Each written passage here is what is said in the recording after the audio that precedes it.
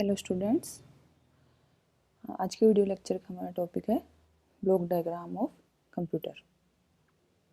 ये आपके कंप्यूटर का ब्लॉक डायग्राम है। इसको हम कंप्यूटर सिस्टम ऑर्गेनाइजेशन भी बोलते हैं। इसमें इसको हमने 4 पार्ट्स में डिवाइड किया हुआ है।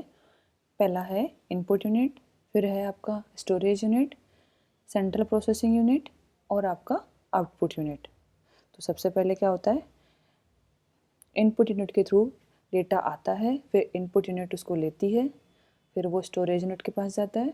स्टोरेज यूनिट से सेंट्रल प्रोसेसिंग यूनिट आपका हो उसको प्रोसेस करती है डेटा को, फिर वो इसमें स्टोर होता है डेटा, प्रोसेस डेटा, और फिर आउटपुट यूनिट के पास में वो डेटा जाता है। जो रिजल्ट प्रोसेस रिजल्ट है वो इंफॉर्मेशन के फॉर्म में वो हमारा डेटा होता है। तो अब इसमें जो इसके 4 यूनिट हैं इसको हम 1 बाय 1 देखते हैं। तो सबसे पहले आता है इनपुट यूनिट। जो इनपुट यूनिट है ये कौन कौन से ऑपरेशन परफॉर्म करती है ये हम देखते हैं। इनपुट यूनिट के बेसिकली 3 ऑपरेशंस होते हैं। पहला क्या करती है, सबसे पहले जो आउटसाइड वर्ल्ड है उससे वो डेटा लेती है, डेटा या कहो आप इंस्ट्रक्शंस, उसको रीड करती है या उनसे डेटा लेती है।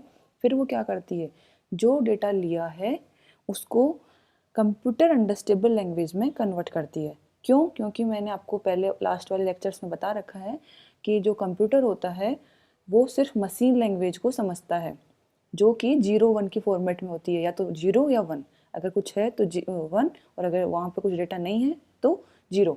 तो जो हम डेटा देते हैं वो 0-1 की फॉर्मेट में नहीं होता, क्योंकि हम हर चीज़ को 0-1 के फॉर्मेट में याद नहीं रख सकते। तो इनपुट यूनिट को हमने डेटा दिया तो वो उसको CPU अंडरस्टेबल लैंग्वेज में, या आप कहो मशीन अंडरस्टेबल लैंग्वेज में कन्वर्ट करती है, और फिर आपका क्या करती है, उसको कन्वर्ट करती है। और तीसरा काम होता है उसको स्टोरेज यूनिट में स्टोर करती है फर्दर प्रोसेसिंग के लिए।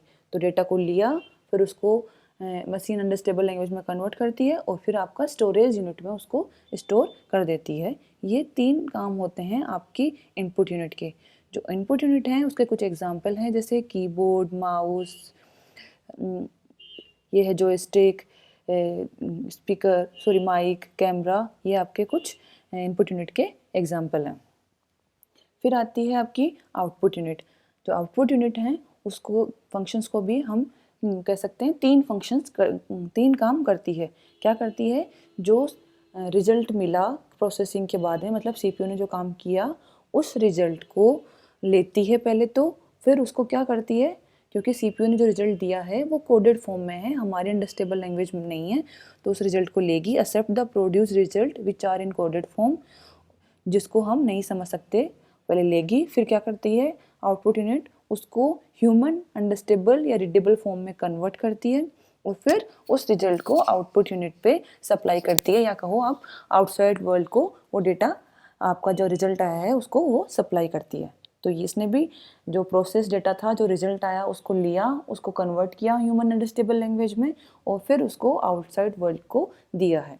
तो आउटपुट यूनिट के भी कुछ एग्जाम्पल हैं, monitor, projector, printer, plotter, speaker, ये कुछ आउटपुट यूनिट के एग्जाम्पल हैं। फिर आती है आपकी मेमोरी यूनिट। जो मेमोरी यूनिट है, या आप कहो स्टोरेज यूनिट या मेमोरी यूनिट, ये क्या होल्ड करती है, ये storage unit stores instructions required for processing. जो भी CPU को काम करना है, मतलब आपने कंप्यूटर को काम दिया था कि आपको ये काम करना है, तो जो काम करना है उसको काम करवाना तो कुछ डेटा देना पड़ता है, कुछ इंस्ट्रक्शंस देने पड़ते हैं।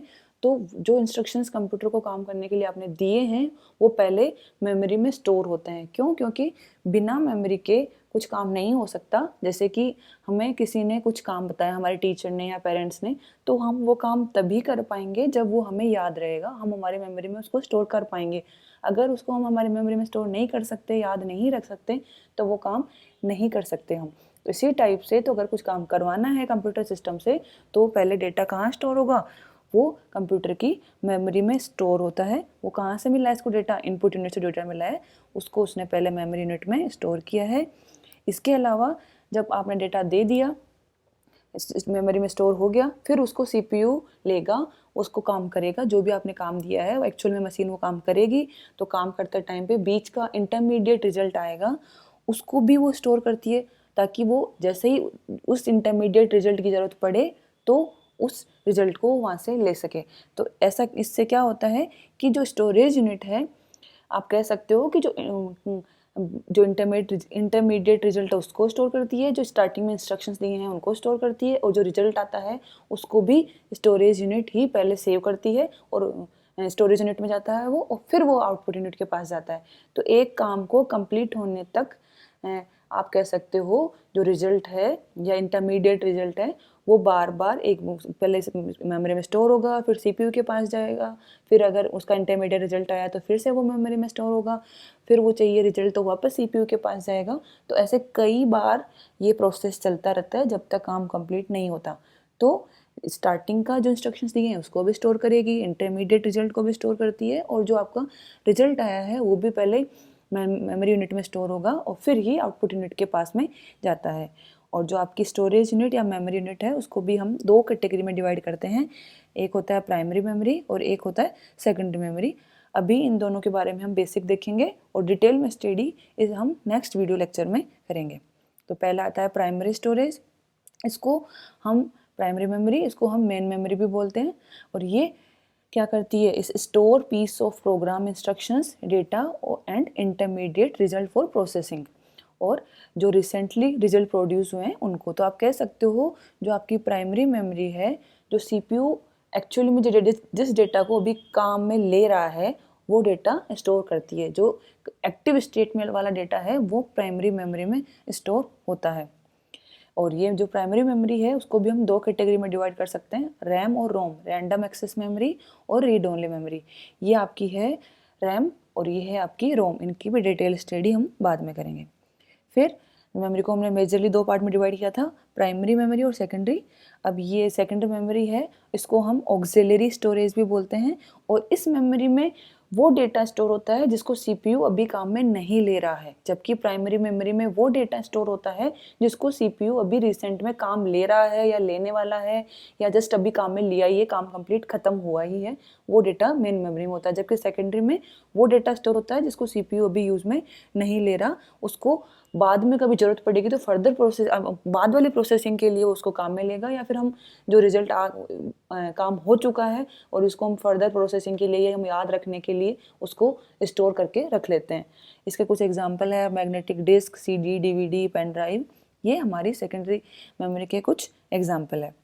तो ये है हमारी मेमोरी यूनिट। अब हम देखेंगे सेंट्रल प्रोसेसिंग यूनिट, जो कि फोर्थ यूनिट है, हमारी लास्ट यूनिट। जो सेंट्रल प्रोसेसिंग यूनिट है उसको भी हमने दो पार्ट्स में डिवाइड किया हुआ है, आप जैसे डायग्राम में भी देख सकते हो। यहाँ पे है कंट्रोल यूनिट और अर्थमेटिक लॉजिक यूनिट।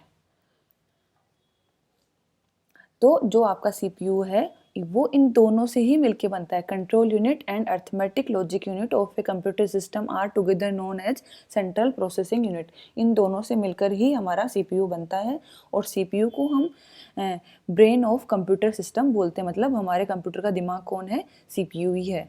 और यही सारे मेजर कैलकुलेशंस और कंपैरिजन का काम होता है, वो काम सीपीयू का ही होता है। इसके साथ साथ जो आपकी कंप्यूटर सिस्टम की अदर यूनिट्स हैं उनको एक्टिवेट करने का और उनके ऑपरेशंस को कंट्रोल करने का काम भी किसका होता है, central processing unit means CPU का ही होता है।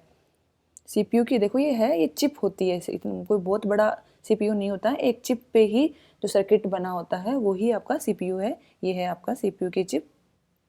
अब इसमें भी हमने इसको दो कैटेगरी में डिवाइड किया है, central processing unit, control unit और अर्थमेटिक लॉजिक यूनिट। इनको भी हम देखते हैं। तो पहले देखेंगे अर्थमेटिक लॉजिक यूनिट। जो अर्थमेटिक लॉजिक यूनिट है, यही यूनिट जो हमारी कैलकुलेशन, जो कंपैरिजन कैलकुलेशन का काम है, वो यही यूनिट परफॉर्म करती है। और साथ साथ डिसीजन मेकिंग का कि क्या करना है क्या नहीं करना, वो काम भी इसी का होता है। जैसे हमने कुछ इंस्ट्रक्शंस दिए उसके अकॉर्डिंग कि अगर ऐसा है तो ये काम करो, अगर ऐसा है तो ये काम करो। जैसे सिंपल सा एग्जांपल, आज बादल हो रहे हैं बहुत भयंकर, तो बारिश आने वाली है या नहीं है, होगी या नहीं होगी, तो उसके अकॉर्डिंग हमें कॉलेज जाना है या नहीं जाना।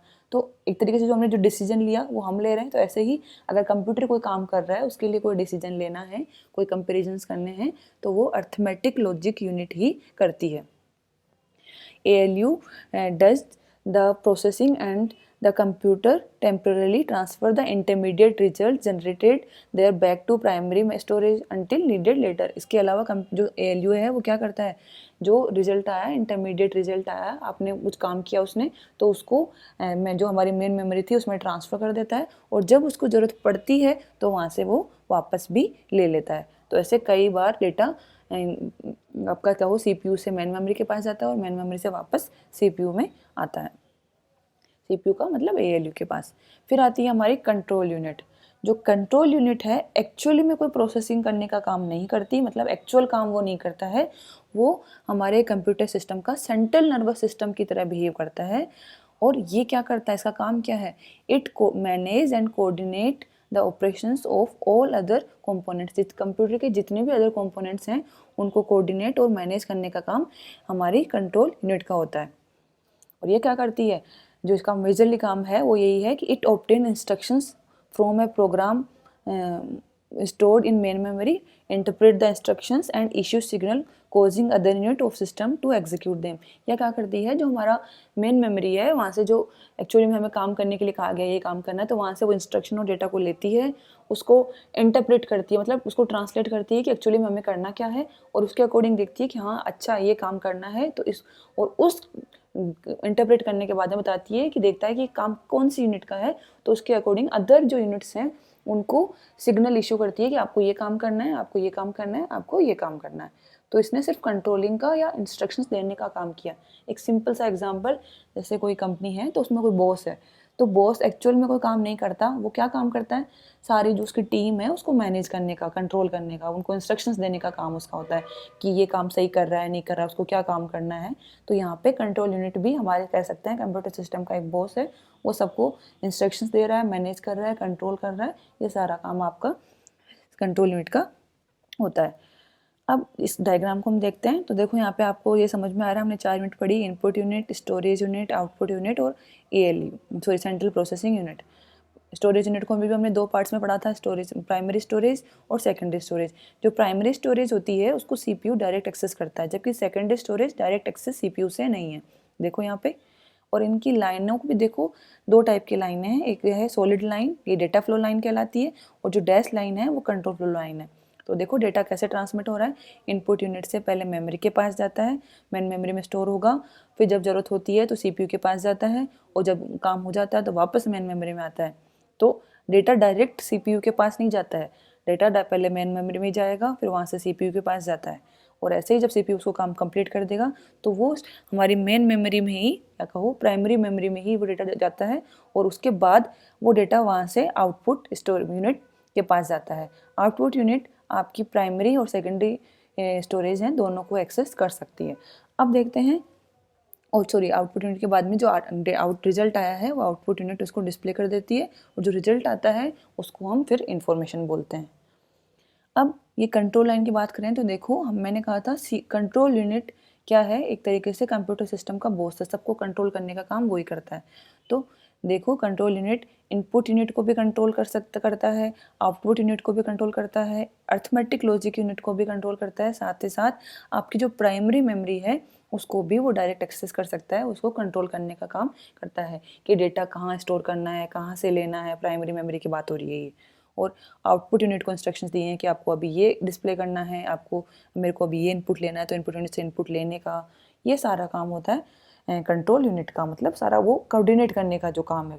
एक्चुअली में इनपुट तो इनपुट डिवाइस ही लेगी, पर उसको जो इंस्ट्रक्शंस दिए गए हैं वो किसके द्वारा दिए गए हैं, वो दिए गए हैं आपका कंट्रोल यूनिट के द्वारा। तो ये है बेसिक आपका कंप्यूटर के ब्लॉक डायग्राम के बारे में। तो आज के लेक्चर के लिए इतना ही, थैंक यू।